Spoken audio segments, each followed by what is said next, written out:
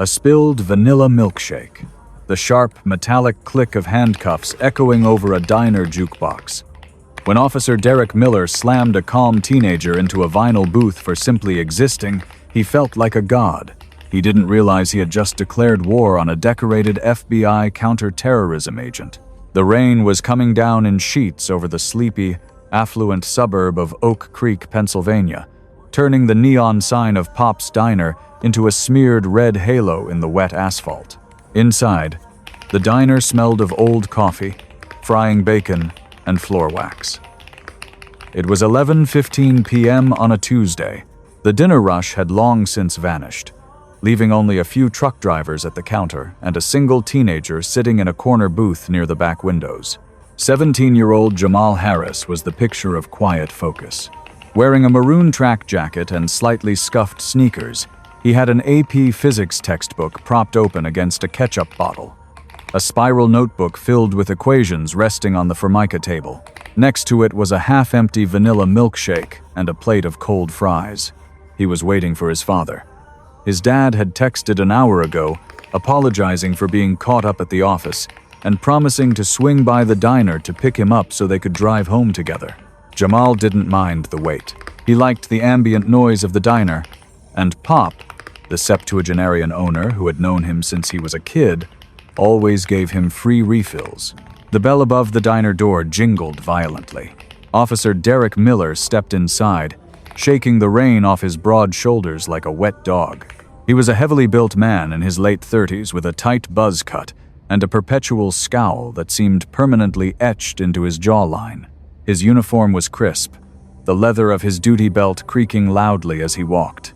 Trailing a few steps behind him was his rookie partner, Officer Toby Brooks, who looked like he had barely graduated from high school. Miller had been on the Oak Creek force for 12 years.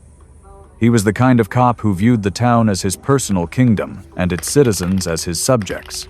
He had a thick file of excessive force complaints sitting in the precinct captain's desk, all quietly swept under the rug because Miller had a knack for arresting local drug dealers, making him look good on paper. But behind the statistics was a bitter, deeply prejudiced man who thrived on intimidation.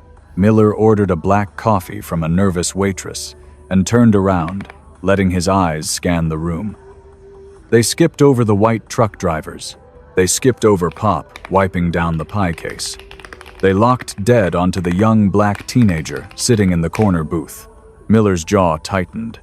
In his mind, Oak Creek was a specific kind of town, and kids who looked like Jamal wearing track jackets at 11 p.m. didn't fit his narrow, bigoted definition of it. "Hey," Miller muttered to his partner, nodding toward the booth. "Look at that." Brooks blinked, confused. "Look at what? The kid doing his homework? That's loitering," Miller said, his voice dropping to a gravelly register. "He's been here for an hour. I saw him through the window when we drove past earlier. Derek, he's got a milkshake and a book." "He's a customer," Brooks protested weakly. "I'm going to go have a chat," Miller said, ignoring the rookie. Jamal was deep into a chapter on thermodynamics when a heavy shadow fell across his textbook. He looked up, his dark eyes calm and analytical. He had been trained for this exact moment. Since he was 10 years old, his father had run drills with him in their living room. Keep your hands visible. Keep your voice steady. Do not give them a reason, Jamal. Your pride is not worth your life. "Good evening, officer," Jamal said politely, keeping his hands flat on the table, right next to his notebook. "What are you doing here?" Miller demanded, not offering a greeting. He hooked his thumbs into his duty belt, puffing his chest out to loom over the teenager. "Studying," Jamal replied, his voice even. "Waiting for my dad to pick me up." "Studying," Miller repeated, a sneer curling his lip. He reached out and tapped the AP physics book with a thick, calloused finger. "Looks like you're just taking up space to me." "You live in Oak Creek?" "Yes, sir. Over on Elmwood Drive." "Elmwood Drive," Miller scoffed. Elmwood was an upscale, gated community of doctors, lawyers, and corporate executives. Miller lived in a cramped duplex 2 towns over. The resentment flared hot and fast in his chest. "I don't think so." Let's see some ID. Jamal didn't flinch. Am I suspected of committing a crime, officer? The question, delivered with perfect legal clarity, hit Miller like a slap in the face. His face flushed a dark, angry red. Cops like Miller relied on fear. They relied on stuttering, panic, and submission. Jamal was offering none of those. I asked for your ID, boy, Miller growled, leaning closer, his breath smelling of stale tobacco and bitter coffee. And I asked if I'm being detained, Jamal countered, his voice remaining low so as not to cause a scene. Pop had stopped wiping the pie case and was watching nervously from the counter. Brooks shifted his weight from foot to foot, looking sick to his stomach. You're being a smart mouth is what you're being, Miller snapped. He reached out and grabbed Jamal's backpack, which was resting on the bench next to him. What's in the bag? Got something you don't want me to see? Officer, I do not consent to a search of my property, Jamal said, his voice finally rising a fraction of a decibel. He reached out instinctively to pull the strap of his bag back. It was the excuse Miller had been waiting for. With a sudden explosive surge of violence, Miller yanked the backpack hard, knocking over the vanilla milkshake. The thick, white liquid flooded across the table, soaking into the physics notebook and pouring off the edge onto Jamal's jeans. But Miller didn't stop there. He lunged forward, grabbing the collar of Jamal's maroon jacket with both hands. You don't touch me! You don't reach for anything! Miller roared, spit flying from his lips. I wasn't, Jamal started, but the words were cut off as Miller violently hoisted the 160-pound teenager out of the booth. The diner erupted into chaos. A waitress screamed, dropping a tray of ceramic mugs that shattered loudly against the linoleum. The truck drivers at the counter spun around on their stools, eyes wide. Miller slammed Jamal sideways against the edge of the Formica table. The wind was knocked out of the boy's lungs with a sickening thud. Before Jamal could even process the pain in his ribs, Miller hooked a leg behind the teenager's knees and drove him face first into the hard, greasy floor of the diner. Derek, stop! Pop Henderson yelled, rushing out from behind the counter, a wet dish towel clutched in his trembling hands. He's a good kid. He comes in here all the time. Back off, Pop, or you're getting booked for obstruction, Miller bellowed, pressing his heavy, Kevlar-clad knees squarely between Jamal's shoulder blades. Jamal gasped for air, his cheek pressed against the cold floor. His nose had clipped the edge of the table on the way down, and a thin stream of warm blood was trailing over his lips. Despite the terrifying surge of adrenaline and pain, his father's voice echoed in his head. Survive the encounter. Win in the courtroom. I am not resisting, Jamal wheezed, keeping his arms limp at his sides. I am not resisting. Shut up, Miller snarled. He grabbed Jamal's left arm, wrenching it up behind his back with enough force to pop the shoulder joint. He did the same with the right, the metallic ratcheting of the handcuffs sounding unnaturally loud in the sudden, shocked silence of the diner. He cinched the cuffs down brutally tight, biting into the flesh of the boy's wrists. Officer Brooks stood frozen a few feet away, his hand hovering near his radio. Derek. He didn't do anything. He assaulted a police officer. Miller lied effortlessly, his chest heaving as he stood up, hauling Jamal to his feet by the chain of the handcuffs. Jamal bit his lip to keep from crying out as his arms were pulled upward. You saw him reach for my duty belt, didn't you, Brooks? Brooks looked at Jamal's bleeding nose, then down at the spilled milkshake and the ruined textbook. He swallowed hard, terrified of his senior officer. I guess. Miller shoved Jamal toward the exit. Let's go, tough guy. Let's see how much of a lawyer you are down at the station. As they reached the door, Jamal looked over his shoulder. He made eye contact with Miller. There was no fear in the boy's eyes, only a profound, chilling pity. My father is going to be very disappointed in you, sir, Jamal said softly. Miller laughed, a harsh, barking sound. Oh, yeah? What's Daddy gonna do? Write a strongly worded letter to the mayor? Get in the car. Miller shoved Jamal into the back of the rain-slicked cruiser, slamming the door shut with a heavy thud. He climbed into the driver's seat, feeling a rush of adrenaline and power. He had reasserted control. He had shown the kid who was boss in this town. They drove through the rainy night to the Oak Creek precinct, a squat brick building adjacent to the town hall. Inside, the night shift was slow. A desk sergeant looked up, raising an eyebrow as Miller hauled the bleeding teenager into the booking area. "What do we have here, Miller?" the sergeant asked, booting up the booking computer. "Resisting arrest, assaulting an officer, disturbing the peace." Miller listed off smoothly, pushing Jamal onto a wooden bench bolted to the wall. "Kid got aggressive at Pop's diner. Had to subdue him." "Did you call the medics for that nose?" the sergeant asked. "He's fine. It's a scratch," Miller dismissed, sitting down at a nearby terminal to begin typing up his fabricated incident report. He was meticulous about his paperwork. It was how he always survived internal affairs investigations. He made sure to use key phrases: furtive movements, feared for my safety, combative stance.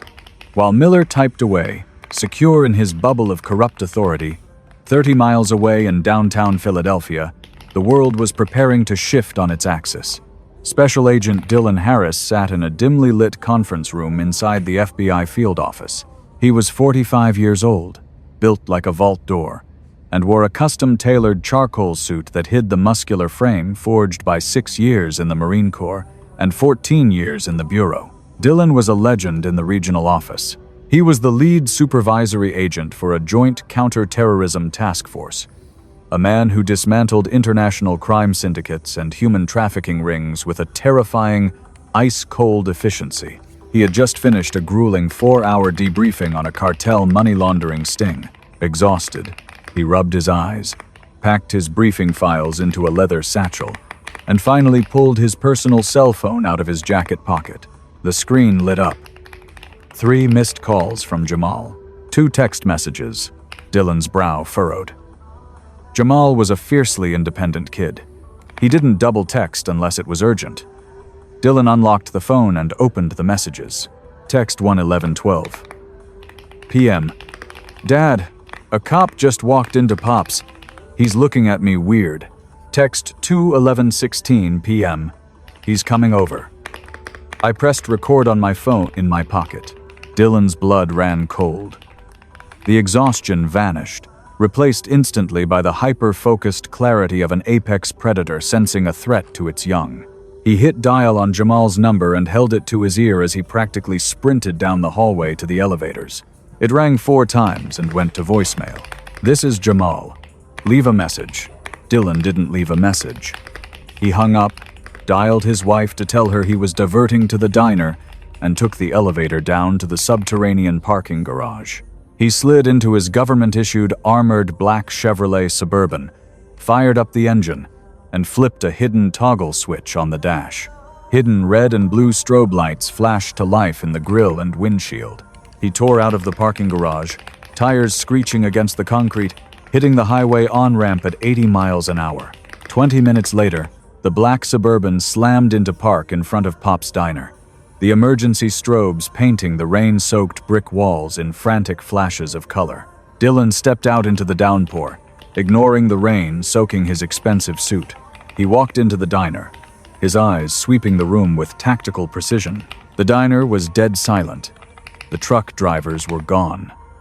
Pop Henderson was standing near the back booth, holding a mop, looking at the floor with a hollow expression.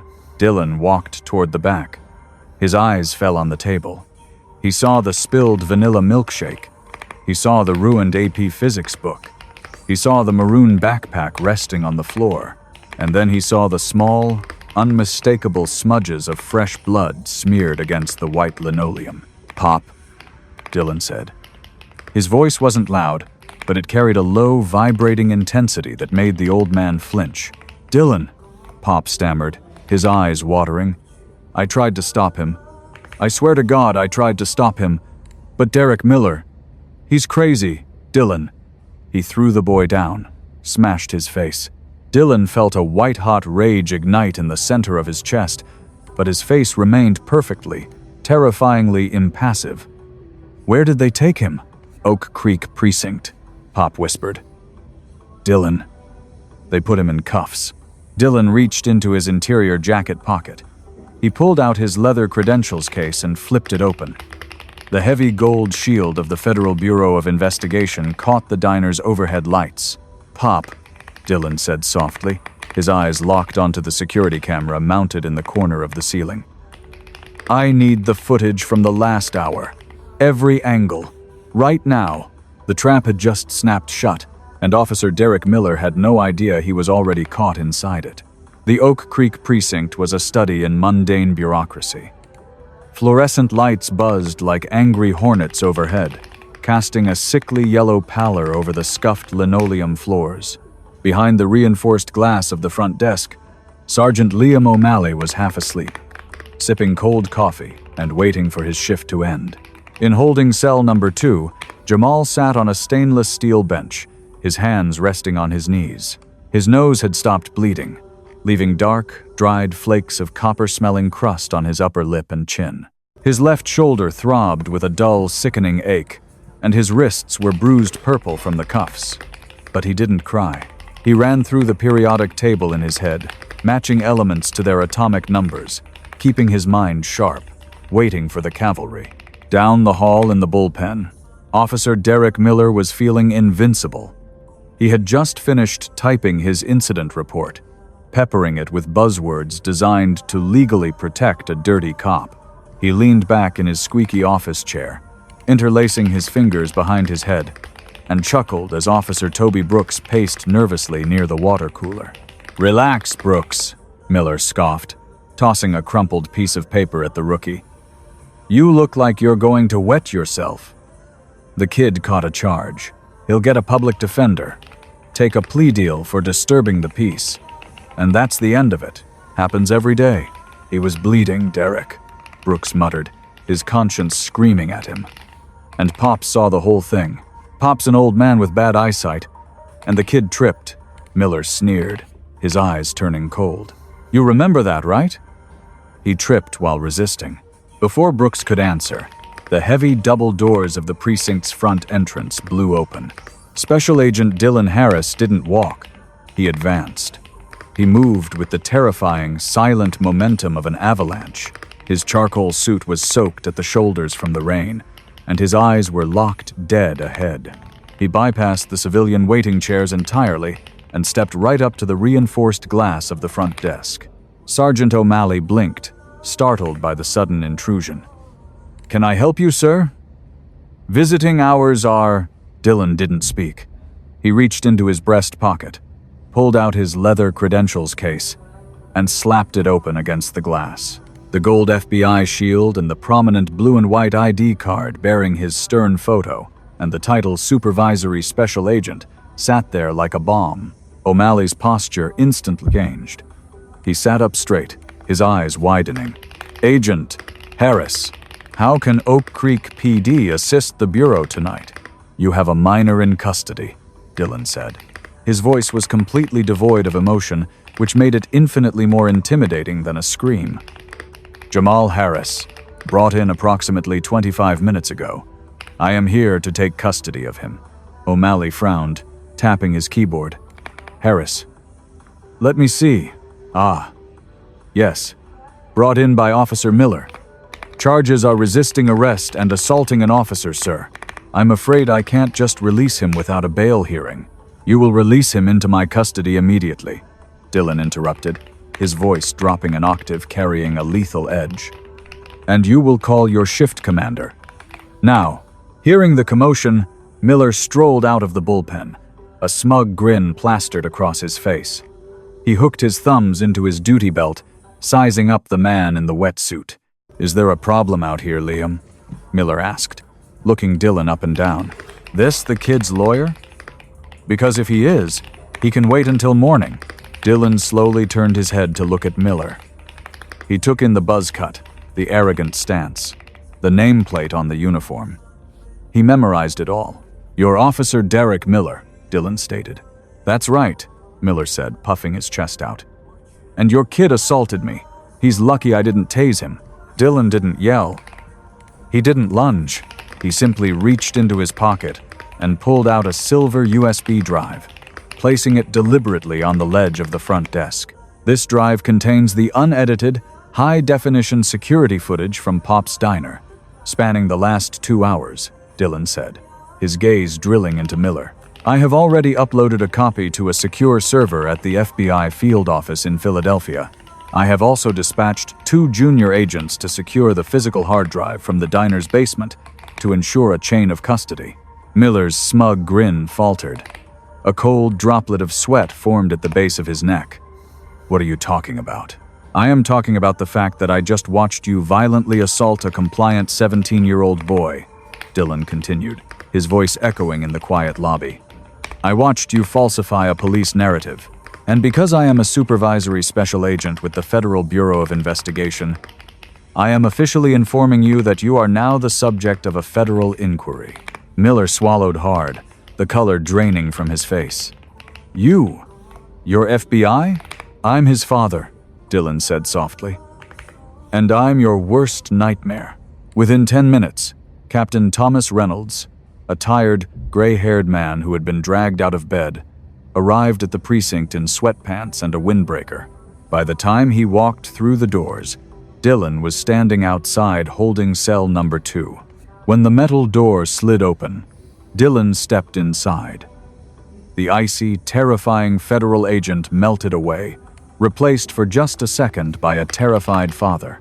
He knelt down in front of Jamal, gently tilting his son's chin up to inspect the dried blood. "Dad," Jamal whispered, his voice cracking just a little. "I'm here, Jay," Dillon said, his jaw tightening as he saw the bruised wrists and the awkward way Jamal held his left shoulder. He pulled out his phone and immediately began taking high-resolution, time-stamped photographs of his son's injuries under the harsh fluorescent lights. "Are you hurt anywhere else?"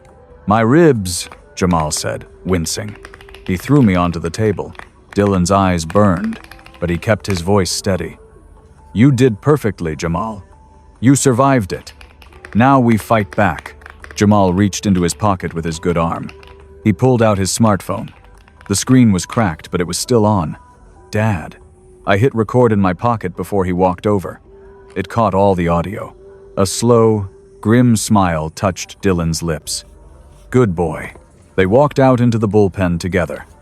Captain Reynolds was standing there, looking panicked, with Miller and Brooks standing at attention nearby.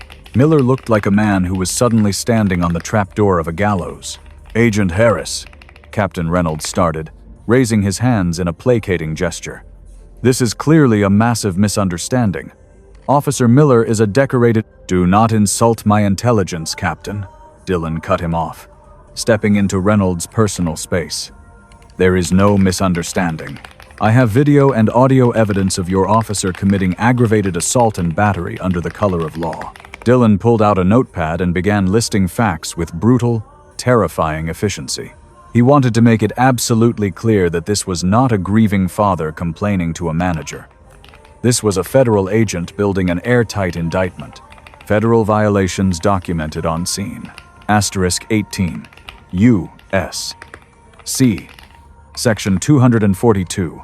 Deprivation of rights under color of law. For the physical assault and unlawful arrest. *18. U.S. C. Section 1519. Destruction, alteration, or falsification of records for Miller's fraudulent incident report.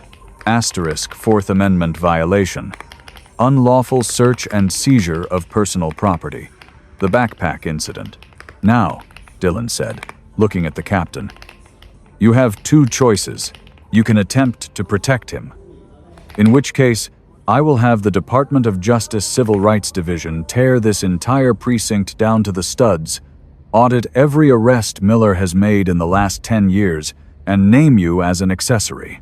Or, you can process the release of my son, and you can suspend Officer Miller without pay, pending my formal interview with him at the federal building tomorrow morning." Captain Reynolds looked at Miller, then at the bruised, bleeding teenager, and finally at the stone-cold FBI agent.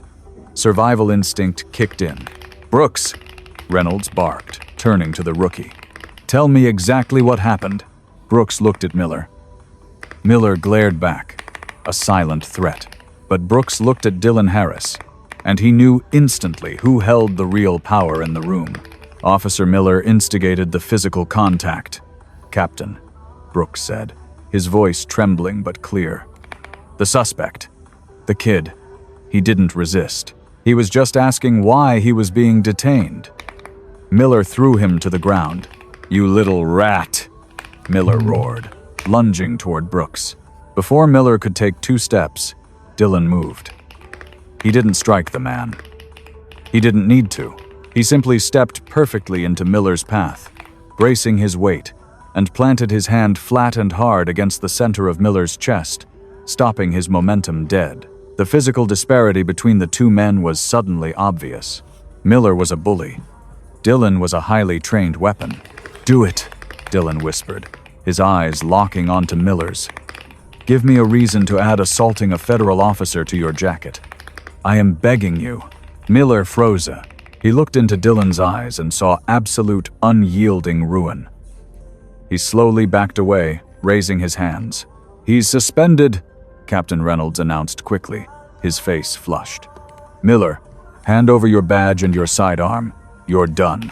As Miller unclipped his gun belt, his hands shaking with a mix of rage and sudden crushing terror, Dylan turned his back on him, dismissing him entirely. He wrapped an arm around Jamal's good shoulder. "Let's go to the hospital, Jay," Dylan said softly. "We've got work to do tomorrow." They walked out of the precinct, leaving the door to slam shut on a corrupt cop whose life had just been irreversibly dismantled. The morning after the incident, the town of Oak Creek awoke to a seismic shift. Special Agent Dylan Harris had not simply filed a complaint. He had orchestrated a masterclass in federal accountability. By 8 a.m., the unedited, high-definition footage from Pop's Diner, along with Jamal's crystal-clear audio recording, was sitting on the desk of the United States Attorney for the Eastern District of Pennsylvania. By noon, the footage had been strategically leaked to the press by the Harris family's retained legal counsel, a powerhouse civil rights attorney named David Harrison. The video played on endless loops across national news networks. The juxtaposition was damning. A quiet, studious teenager reviewing thermodynamics, violently assaulted by a heavily armed man sworn to protect him. The public outcry was instantaneous, but the legal retribution was cold, methodical, and absolute. Dylan Harris knew that a simple assault charge wouldn't stick in a town that historically protected its own. So, he bypassed the local district attorney entirely, leveraging the full investigative weight of the United States Department of Justice's Civil Rights Division. The FBI did not just investigate the assault on Jamal. They pulled the loose thread on Derek Miller's entire career. A team of federal investigators, operating with ruthless efficiency, subpoenaed 12 years of Miller's dashcam footage, arrest reports, and suppressed internal affairs complaints. What they found was a staggering pattern of abuse. The findings. 14 previously buried excessive force complaints, predominantly against minorities. 6 instances of falsified evidence to justify unlawful detentions. A coordinated effort within the Oak Creek precinct to shield Miller from oversight. The twist that truly sealed Miller's fate was the discovery that his stellar arrest record was built on a foundation of perjury. The federal probe triggered a domino effect, leading the DOJ to announce a formal investigation into the entire Oak Creek Police Department, threatening them with a federal consent decree. Captain Reynolds, desperate to save his own pension, fully cooperated with the feds, throwing Miller to the wolves. 4 months later, the spectacle culminated inside the sterile, imposing architecture of the James A. Byrne United States Courthouse in Philadelphia. Derek Miller sat at the defense table, a ghost of the arrogant bully who had swaggered into Pop's Diner. Stripped of his badge, his gun, and his uniform, he wore an ill-fitting gray suit. His complexion was pallid, his hands trembling as he stared at the polished mahogany of the defense table. He was facing federal charges under 18 U.S.C. Section 242, Deprivation of Rights under Color of Law, which carried a maximum sentence of 10 years in federal prison due to the bodily injury Jamal sustained. The prosecution, led by fiercely intelligent Assistant U.S. Attorney Sarah Montgomery, systematically dismantled Miller's life over 3 grueling days. The climax of the trial came when Jamal Harris took the stand. Wearing a sharp navy blazer, his shoulder fully healed but his memory of the cold diner floor forever etched into his mind, the 17-year-old was a picture of dignified composure. Miller's defense attorney, a sweating, desperate man named Arthur Sterling, tried to rattle the boy. He paced the courtroom floor, attempting to paint Jamal as a defiant agitator who had threatened a police officer. "Isn't it true, Mr. Harris," Sterling badgered, pointing a finger, "that you refused a lawful order? That you made sudden, furtive movements toward your bag, giving Officer Miller a legitimate reason to fear for his safety?" Jamal looked at the defense attorney, then slowly shifted his gaze to Miller. "No, sir. It is not true. U.S.A. Montgomery stood up. "Your Honor, the government would like to play Exhibit C for the jury." The audio recording captured on the victim's cellular device. The courtroom fell deathly silent as the audio played.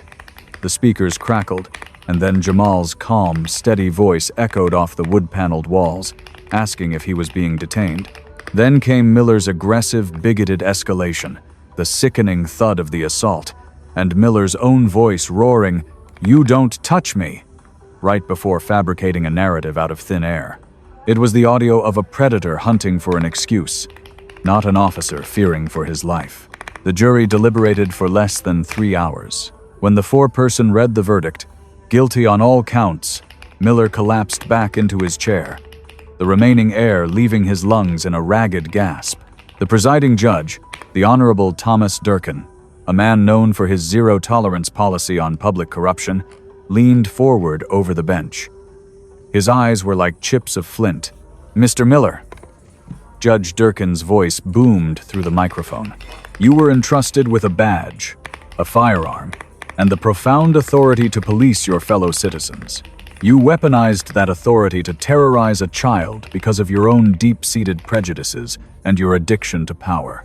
You are a disgrace to the uniform you wore, and you are a danger to the public." The judge slammed his gavel.